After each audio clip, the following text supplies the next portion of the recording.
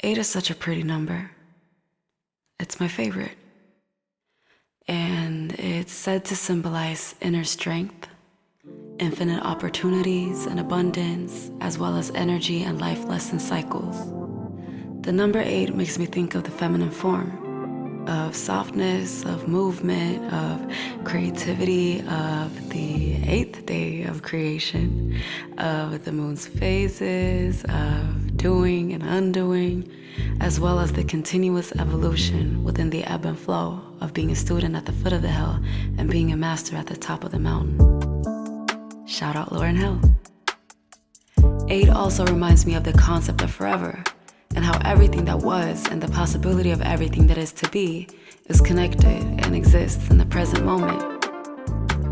It's just like how a seed contains the possibility of the tree it'll become and the fruits it'll bear, all while being the victory and evidence of fruit once born. And we too contain every version of us that we've ever been, every version we've ever thought we lost, won, and every version beyond what we can imagine ourselves becoming.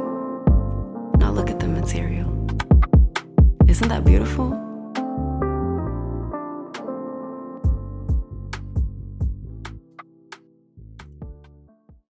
But sometimes we forget that we got it like that, and so we overthink, overplan, or underestimate ourselves. We might even have the audacity to compare ourselves and feel like we're behind. But this is all rooted in things that will not push us forward. And don't get me wrong, sometimes the feeling is valid, but we think that that's what matters when it doesn't. But I'm beginning to understand that the garden where we're supposed to bloom into our greatness doesn't require us to have it all figured out. It just requires us to start with whatever we got and to do so right now. I mean, it makes sense. The present is the only point in the process in which we have any active control anyways. So if we want the smoke of being our highest selves, we have to spark that shit. And if we want the journey and its end destination, we have to set it off and create motion in the cycle.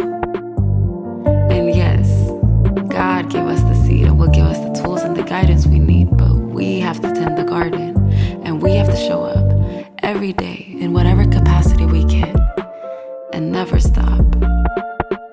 And every now and then, it'll include having to take some time to look back and tap back into something we couldn't quite see when we first saw it.